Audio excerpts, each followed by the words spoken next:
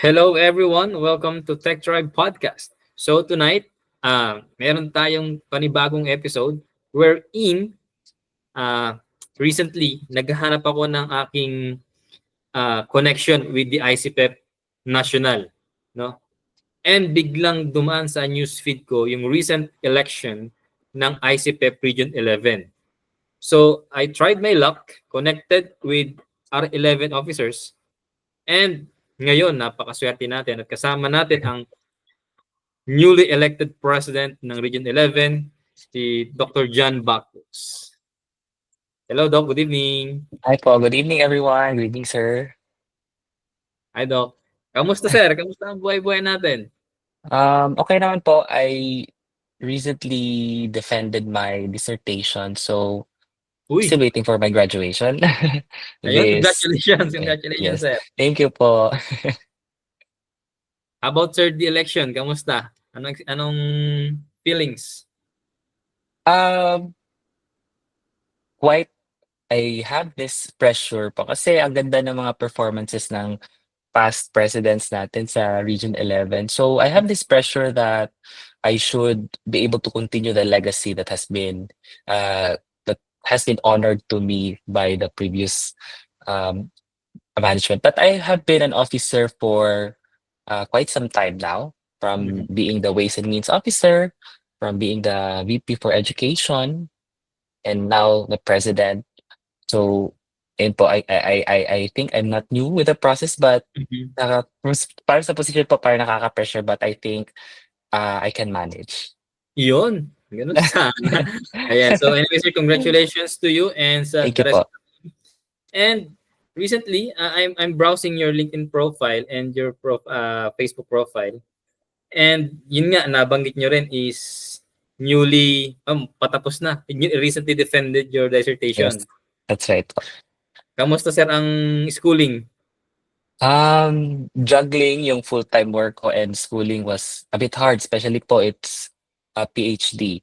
Mhm. I majored in education in information technology integration. So, the scope was I mean, that the dissertation is all about disaster risk reduction, especially for senior high school students. Kasi in DepEd, meron silang, in their curriculum, they have this disaster risk reduction.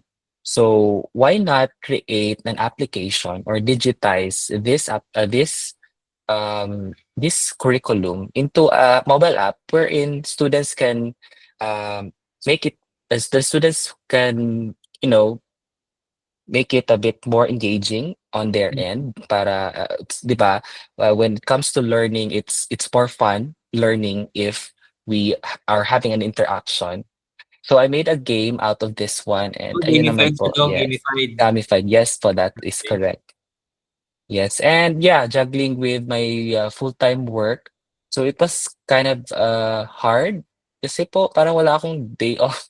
Saturdays and Sundays were supposed to be day off, but I had to write my dissertation, and yun, as full-time teacher then I have to, create exams, write PowerPoints. I have to read and read and read since we are in an industry where learning never stops. So Mhm. ayun po, yun. Anyway, Doc, dun sa interesting yung dissertation niyo, no? So sa amin, we have meron talagang curriculum for DRRM sa senior high Yes. school. Sa amin po dito is meron kaming mga may mga competitions Mm. na, for example, si School A, si School B magkakaroon ng competition about DRRM. So doon po ba sa dissertation nyo is how paano siya naging gamified? Paano siya naging entertaining without this Mm. physical, sa amin kasi, di ba, competition is Yes physical, po. siya eh. So sa inyo, paano naging interesting yung sa mobile app? Um, Firstly kasi po, I had this idea with my students.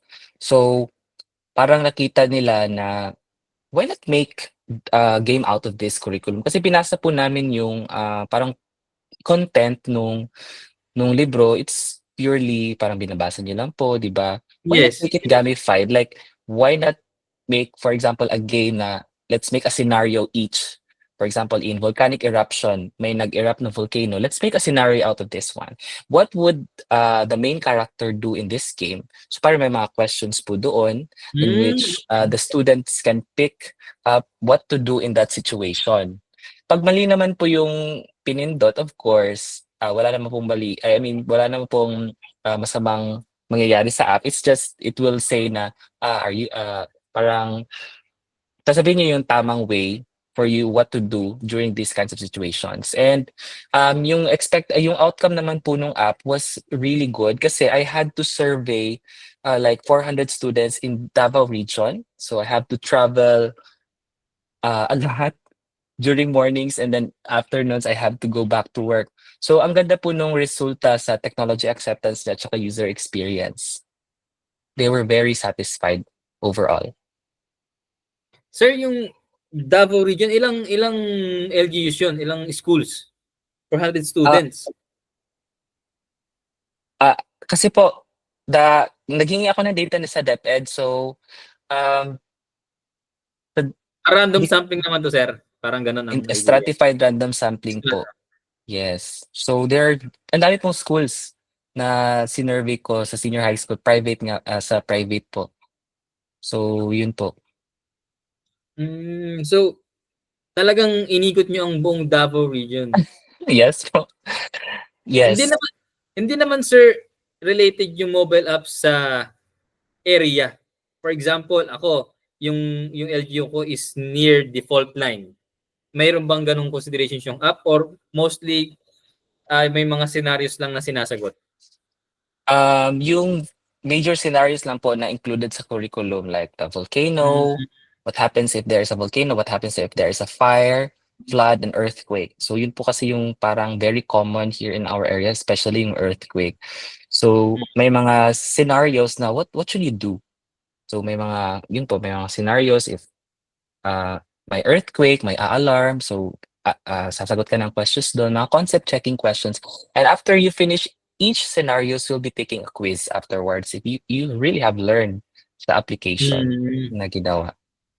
Ano sir, ano po yan, Doc? Are you planning to expand the idea, the dissertation, and Actually, to integrate it with DepEd curriculum? Actually, there is a plan, implementation plan to like I need fundings po kasi for it Yes. to spread nationwide. So I was planning to request for funding. Meron naman po yung mga ganun na plan. It's actually included in my RC together with the DepEd and other stakeholders that really needs this kind of application. Doon po sa sa DND or the Department of National Defense, do they have meron silang parang startup funding? Kasi more on national defense, DRRM yan eh. Yes po, disaster risk. Meron silang mga startups na funding, grant? May mga grants po. Hindi ko lang po sure. As far as I know, kasi po I have been asking for. I mean, I'm actually I have been proposing as a DOST, and I have one project. I am currently the project leader of another application, which we talk about siguro later on. So yun po yung alam ko for now na funding. DOST. So yes po. Yan, marami ring funding si DOST, si DICT, si DTI. And sabay, kung related naman sa agriculture, as far as I'm concerned, DA has the same grants as well. So anyway, sir, anong mga challenges nyo diyan sa anong name sir dissertation nyo? Anong pangalan ng app? Disaster Defender. Disaster Defender. Yes, can I show you the UI lang for a while? I will open the app. Para may idea po tayo, yung mga viewers po natin, no? Are you planning to... Ay sir, LPT kayo, no? Yes po, I am an LPT. So this is what it looks like. Ay, niya, batang pambata yung dating. Yes. And then, ito yung mga scenarios niya.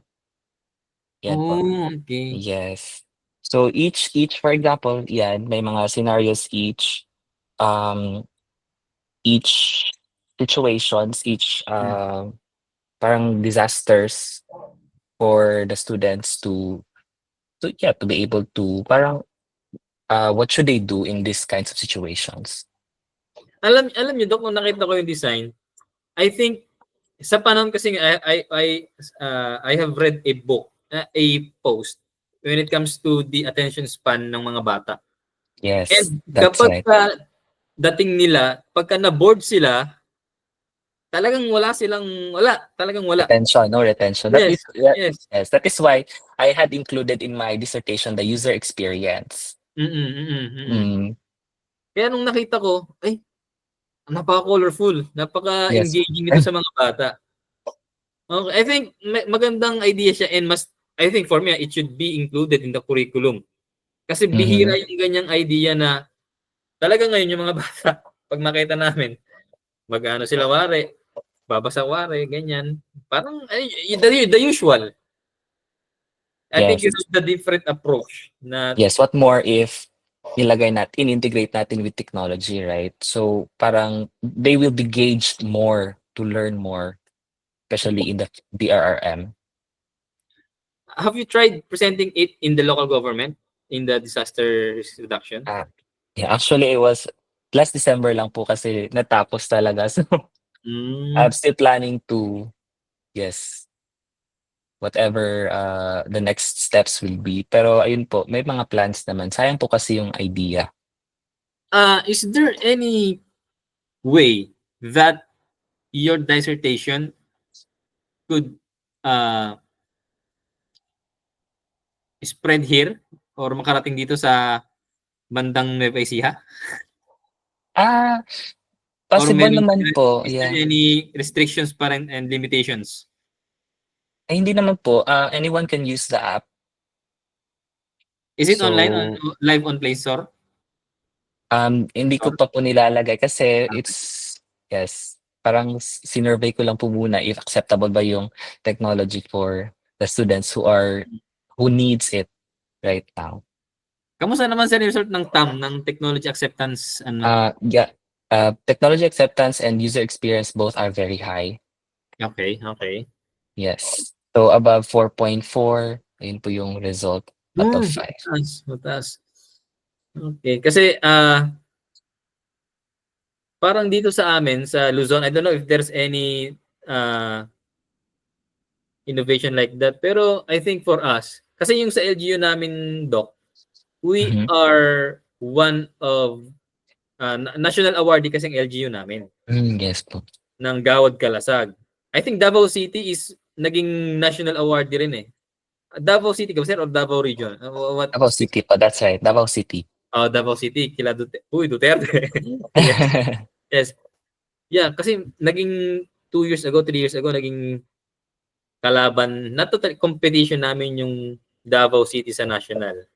And the good thing about the Davao City is that talagang high-tech.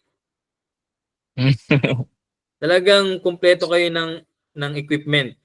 Ngayon, kung dadagdagan pa natin ng educational area, Yes. aspect, yung DRRM, I think, mananalo na naman yung Davao City niya sa national awards. Talaga Yeah, naman. actually, yes sir. Actually, sir, kasi yung PhD po namin is a pilot. It recently opened. So Okay. kami po yung I will be one of the graduates, the first graduates, ever graduates of PhD in Information Technology Integration in Education. So parang ang ganda din po kasi ng if we focus on the education sector as well. And I think we have to really believe that there is a crisis. So maybe if we can, yeah, as tech leaders, if we can also invest in education, so imagine what outcome would be, if we have all the resources and all the experts that will lead in this kind of area. Yes, sir. You are truly correct. Because early last year, 2024, I was invited by the LSU to talk about the SDG 4, which is the education. So Okay. based on my research, there's a big gap between the education sector in the rural areas, in the urban areas. You are Mas absolutely, that maraming is right. maraming technologies doon sa urban unlike sa rural areas. And with the technology, kasi alam naman natin technology bridges the gap talaga. Yes. It is a great equalizer. Ngayon, kung sa provinces, sa mga regions natin, merong katulad ng ganyang idea sa inyo, Doc, I think it will equalize talaga the education sector. That's why I am I agree with very, this. ako as a computer engineer, yung mga ganyang innovations talaga is na I am proud as one of the ICPEP and talagang hindi nawawalan ng magagaling na innovators dito sa Philippines, especially in the rural areas na ito nga ng latest previous podcast ko, ang sabi ng isa kong kausap, iba-iba ang problem ng iba't ibang region. Bakit nagko-concentrate lang ng idea doon sa Metro Manila, sa Cebu, ganyan, sa Cagayan de Oro? Yung bang ideas doon sa Manila, Yes. same yung problem na sinosolve sa Manila, same ba ng sinosolve sa provinces? So yeah, for me, your dissertation is a great equalizer for the education sector. Thank you, sir. Napaka ano niyan sir, napaka engaging especially sa mga bata. However sir, tanong ko lang, ayun yung mga challenges nyo. Ano mga challenges nyo dyan? Um, Actually, sir, yung challenges nitong app na to, would probably be, I think the first one really is the finances. Since the first step is to, partner with the DepEd and the RRMC na organization. So, before everything else, I really need to present first, and we have to face the truth that it really needs to be funded, and it really has to be financed for everything else. Kasi po, to manage the application, we have to have resources, Yes. people, yes, uh, partnerships, presenting, even that it requires money. So, in order for it to reach sa rural area, ang dami pong kailangan muna, no? So, we have to really partner with the government before everything else. So, I think that is one of the challenge that I am currently facing right now, yung Finances, funding. Yeah, yes, that's right po. especially manpower. Hindi naman pwedeng Yes po, hindi po ikaw pwede ako gag lahat. yes, Ako yes. mag-contact with the ano, hindi po pwede ganun po. Kasi, So are yeah. you trying to ano yan sir, Doc, ah, dalhin pa sa mas malawak na ano talaga? Yes, it really needs to be improved. So one of the recommendations is to add parang database for Mhm. the scores. If so, parang mas maganda po yata pag may pre-test and post-test. So before they can use the app, they can uh they can take a quiz first as to what level of knowledge do they have in the disaster risk reduction. And then after using the app, did it improve?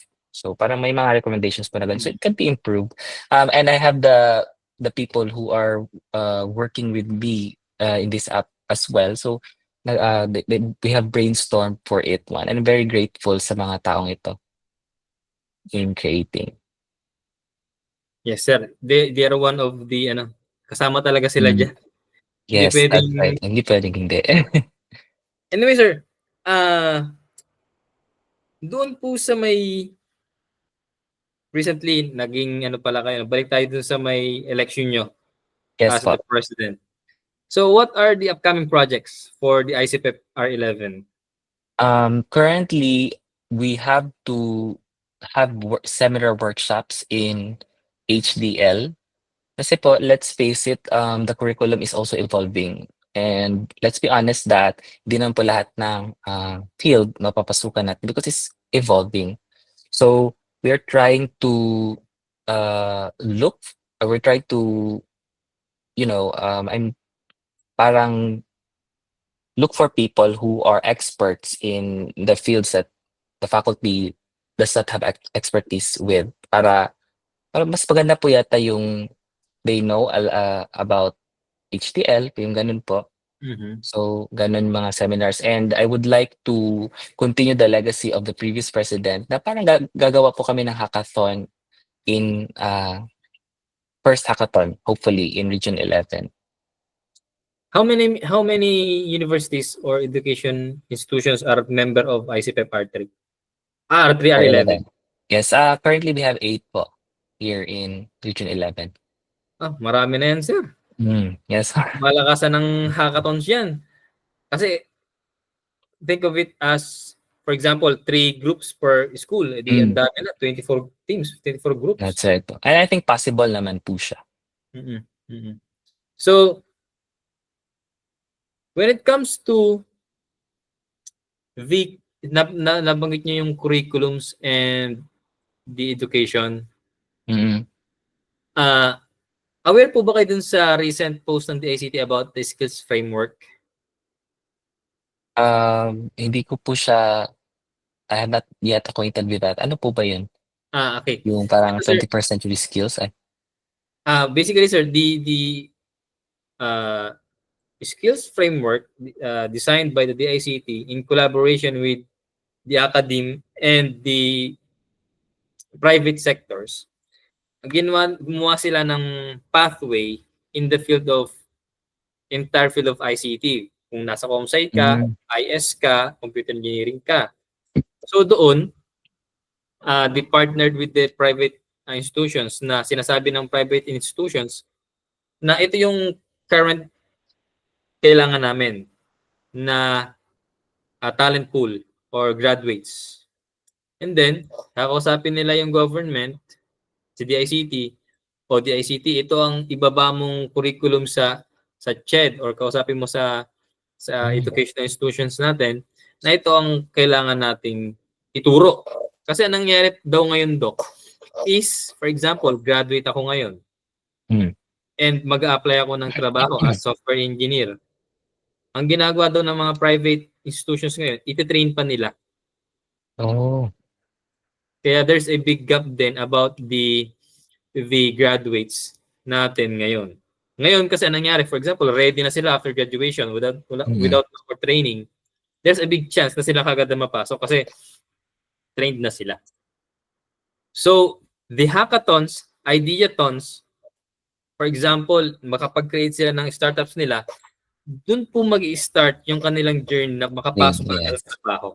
Kasi may experience na sila kagad how to develop, how yung startup ideas, malaking factor yun, Doc, eh.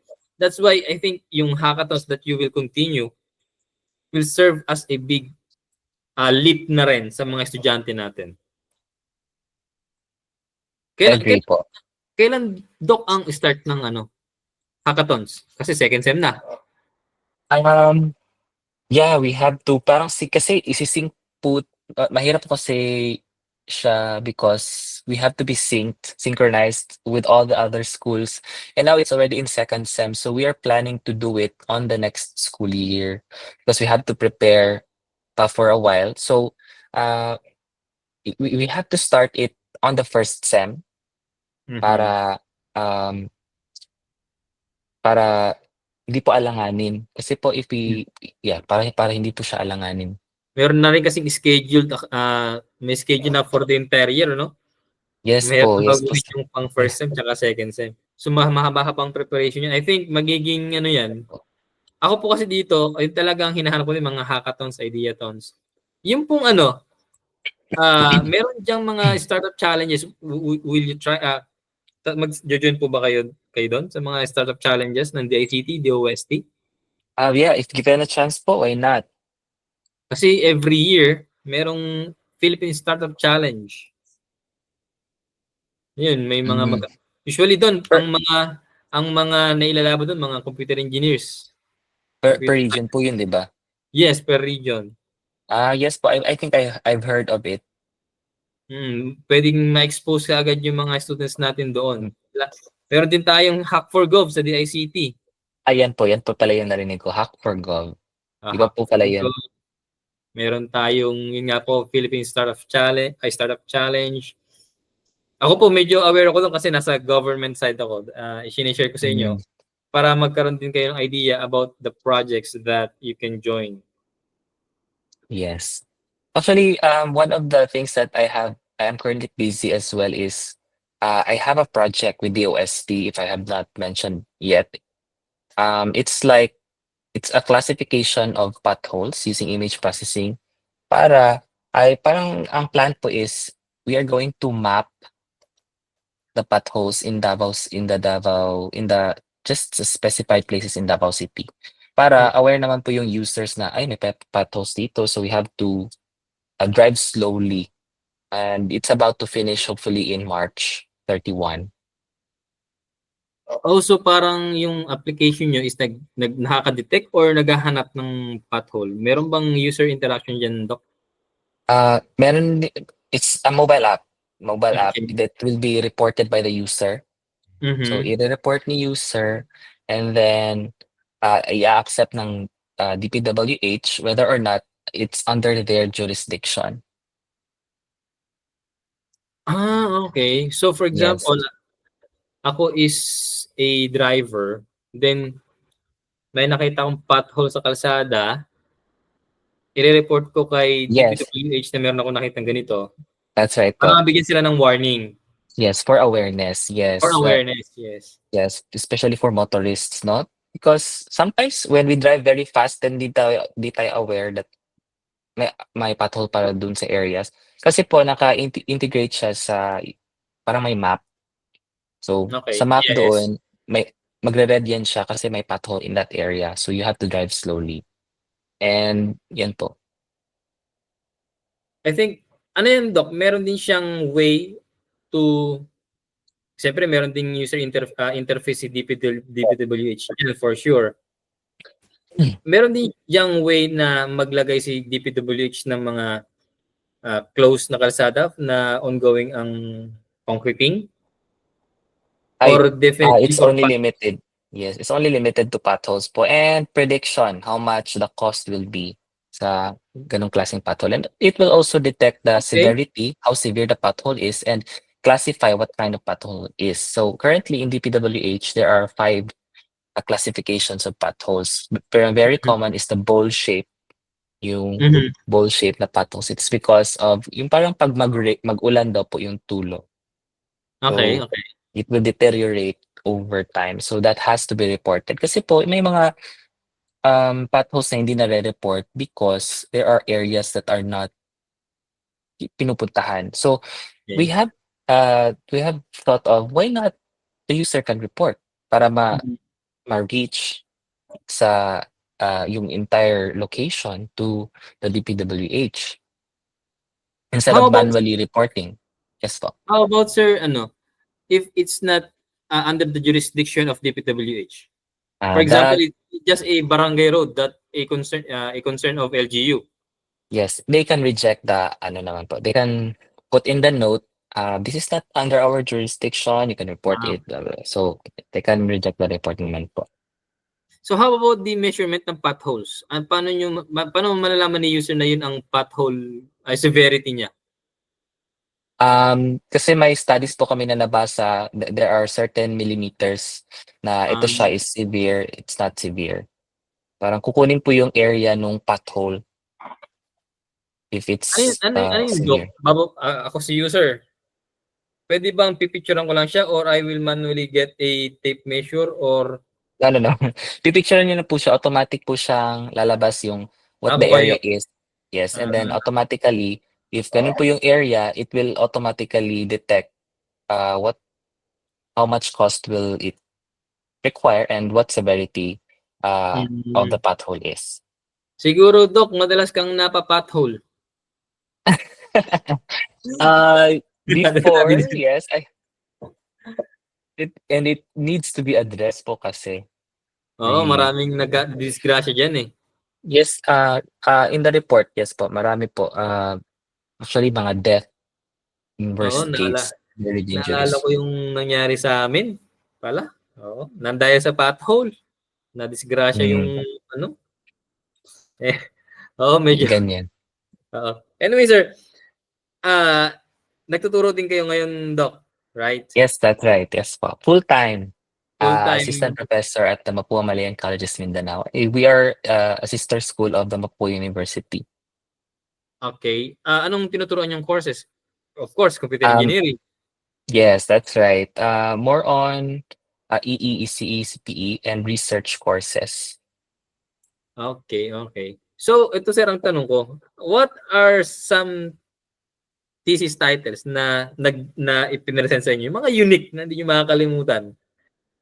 Uh, Siguro po kasi I was watching very random lang. I was watching a Chinese innovation. It's an innovation from China wherein para kasing yung sunlight na napoproduce, yung light na napoproduce is instead of the sunlight, why not use the light para yung mga Yes, light, sir. normal light lang po to grow the plant. So parang may nag-present din po sa akin 'no, nag-propose, ay, oo parang nakita ko 'to siya and I was asking what methodologies they would use, in that kind of scenario. So, parang gusto ko po siyang i-pursue kasi I would want to know, what level of growth will the plant grow if we are to, expose it to the sunlight and to the parang Light rays of only. light na gagawin natin.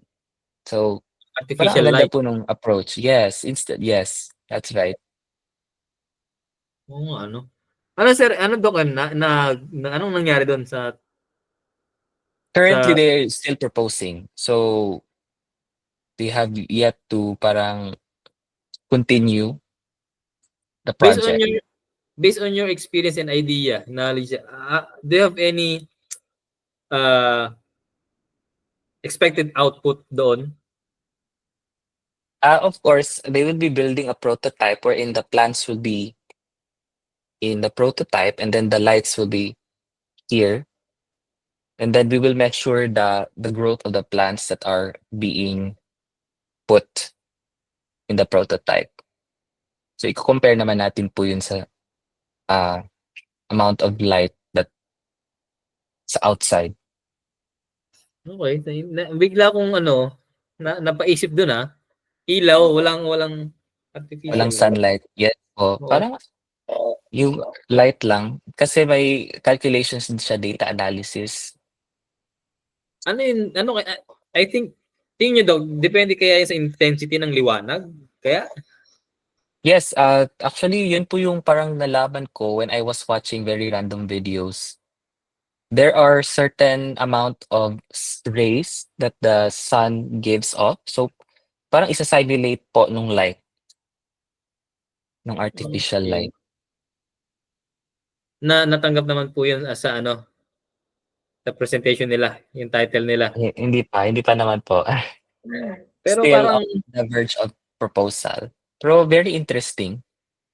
oh, very interesting. How about the other, sir? Other courses, other titles? Meron ba kayo Ah, nakitang sa iba? sa other courses, hmm, currently po kasi to be honest, I started here at the Mapua Malayan College of Mindanao in just November Ah, 2024. okay. Mm, Yes, mm. but I was teaching in the previous institution for 6 years. So, ang dami po kasing projects that are very, parang tumatak po sa akin. Yung self-healing concrete. 'Di ba po? Kasi may mga cracks po yung mga dingding natin, then over time, it will self-heal. 'Di ba ang ganda po ng mga ideas? Oo, self-healing. Tama din. CE po yun, Doc. CE or Yeah, CPE? CE and CHE, parang gano'n po. And meron din pong thesis ng colleague ko before na parang yung mga cracks sa walls or sa mga roads, i-me-measure. Okay. And then connected to the self-healing, yung image Okay. processing plus the Image process. material engineering, gano'n po yung mga Ito, Doc. For the students, ano po ang tingin yung may bibigyan yung advice sa kanila when it comes to generating ideas, generating titles na which you think Yes. na matatanggap ka agad yung kanilang mga Actually, titles? very common po yung ganyan na question, sir, 'no? I was Oo, actually asked recently by my student, "Ano po yung thought process niyo diyan, sir?" So, parang, oo nga 'no, parang it also gave me a shock. Ano bang thought process niyan? For me kasi, I told them, "What are your interests? What do you want to do?" Kasi hindi naman puwedeng gagawa ka ng research tapos hindi ka interested. You will not have the energy to do it, yun po. So you should really be interested, uh, to what you want to do. dun po Dok sa may ano, sa may project niyo sa dissertation, Mm. ano pa aside from that title, ang ano ang pinagpilian niyo? Ah, kasi po parang I sa education sector po kasi I really wanted to digitize something, especially sa curriculum. So, I was Okey. thinking of the disaster risk reduction because I really want to target the one of the sustainable development goals and para ma-lessen din yung risk. So, yun po yung focus ko, yung goal. So, I was not thinking of anything. So, binigay ko lahat ng energy ko po doon. Okey. Yes po. Sir, may iba ako. Kailan po ang NatCon natin? AdCon is on April. April, 'di po ba bare months yun? Uh, for now kasi ay NatCon or yung pagkakaalam ko po kasi April yung CPE Challenge po pala yun, sa April. So, right now wala pa po kasing meeting with the nationals. Ang pagkakaalam ko po is, it was announced that April daw yung, challenge, parang national challenge. I'm not sure if iisa nila yung NatCon tsaka CPE Challenge. Pero wala po bang ano, medyo naging matanong na ako sa ICPEP 'no. Yes po. Ah, No problem po. nung pong last NatCon, inter-NatCon natin, hindi po ba sinasabi dun yung ano, next venue of the NatCon? Walang Um, sinabi or wala maging pa host? naman po. For the CPE challenge kasi per region kasi 'di ba po, we have a contest per region and then isasalang siya to the national CPE challenge. Yun Mm. po yung sinasabi kong April and it will be held, in Ah, Baguio daw po. Yes, this okey. April. Isasama kaya nila ako diyan sa region? Hopefully Wait. po, sir, so that we Oo, can meet in person, yes. oo.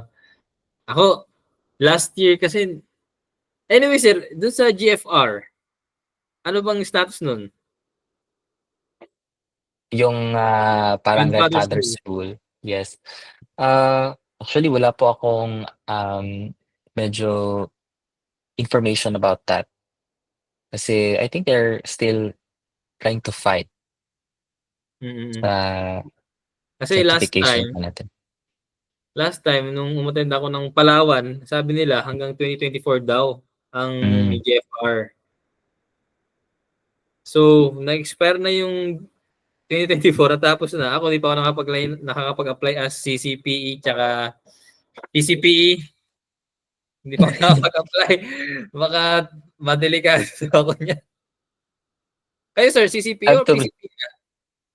since CCPE po kasi, sir, 10 years siya, so CCPE pa lang po for now.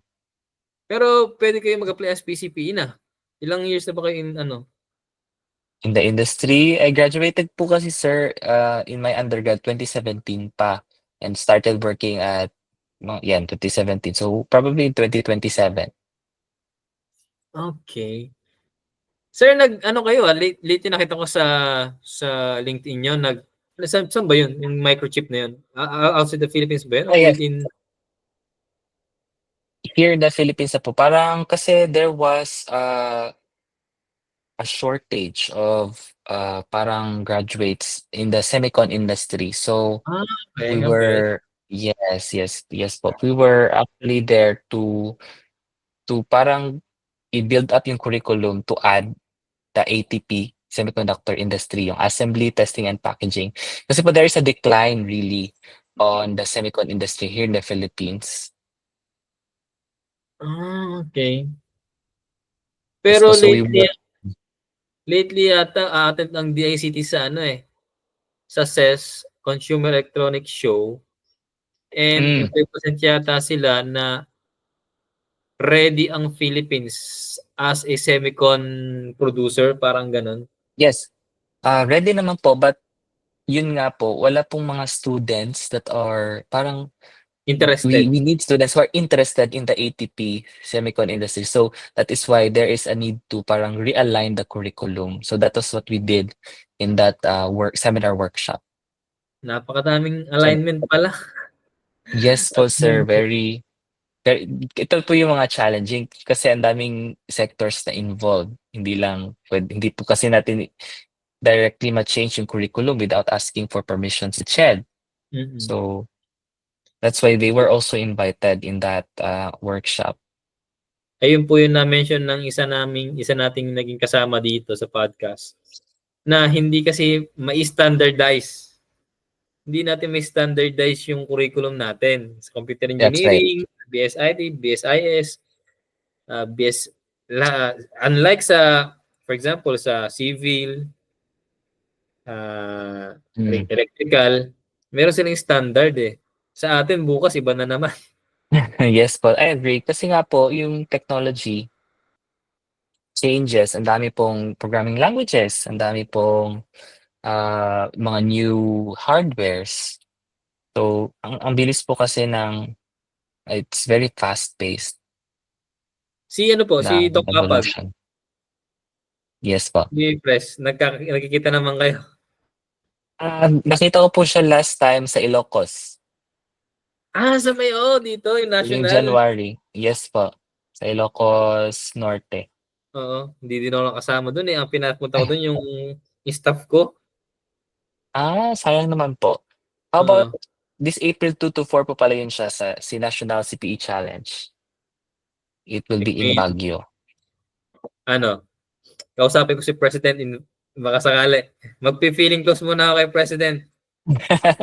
Kasi last nung February or March, in-invite ako naman ng NU Clark, Mm. NU Clark na mag-talk dun din naman sa kanila. Since NU naman si Press, baka sakali. Magbibida-bida na naman ako. Anyway po, Yes si po. Doc Apag is nasa CHED, no? Yes po. I think sa yung sa Cagayan region, Region 10. So hindi kayo iba ang CHED sa inyo. Ibang Iba po. Iba din po. Pero similar lang. Com and graduate din po yung engineering director natin sa CHED here in Region 11. Napakadami palang CPS, no? Ma-invite nga sila. Yes po, si Ma'am Kit Condes. Siya po yung engineering regional director here in Region 11. Okay. Anyway, sir, I will not take too much of your time, no? So, any advice sa ating mga students and sa ating mga tech professionals, baka gusto nyo invite sa hackathon as your partners, collaborate. Yes. Everyone, since we all know that the technology really is evolving so much, and I know that you guys have a lot of ideas na pwede niyong ibigay, don't hesitate. Kasi po, meron tayong mga free software tools that you can use. And if you ask the right people to be with you, so imagine what you can do. Kasi po, andito po this is the future. The technology is the future. So be passionate on what you want, on what you do, and parang don't hesitate to do it. Yun po. And if you want to be guided naman, you can email yung mga right person, yung president nyo, yung teachers nyo. They can guide you uh, as to what are the things that are needed, no? Para ma-enhance yung mga proposals natin. So, ayun po. How about Doc, mga partners natin para sa hackathon? Yes, kasi po we will be planning this. So I hope everyone, if you want to partner with us, especially the DICT, baka lang Yes. naman po, no?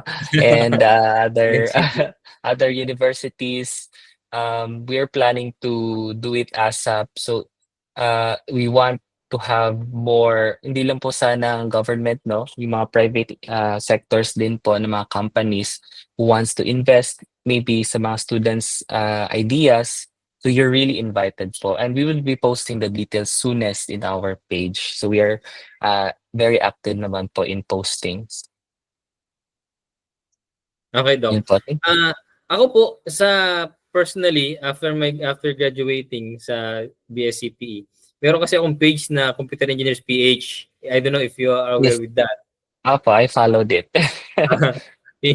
Yun yung page na ako ang may dun nga ako ano ba tawag doon? Active. Doon ako tinugis ng mga national president, ng mga national officers before. Sabi doon sa Palawan sabi nila Doc Ryan, ikaw pala yung utak noon, sabi. Kaya sila Doc Ryan, medyo close kami ni Doc Ryan. Ikaw pala, sila Doc Malyari ng Region 3. Yan, sila ang mga naging kasama ko. And I'm hoping, kung kailangan nyo po ng partner, kung gusto nyo nang i-share ng Yes. mga posts, sige, makita ko lang yung post nyo sa ICFR 11, i-share ko doon sa page natin. Ay, Para salamat po. mas marami pa makakita na Engagements. mga students, yes. And yeah, thank you very much, Doc Jan, for your time. I'm hoping na hindi dito nagtatapos ang ating kwentuhan. Yes po. After the success of your events, babalikan kita and you share with us your experiences and the triumph and the achievements and the innovations that the Region 11 has offered. So, thank you ulit, Doc Jan. See you again soon. Thank you po, sir. Thank you for inviting me. Thank you, everyone. Thank you po for listening. Thank you.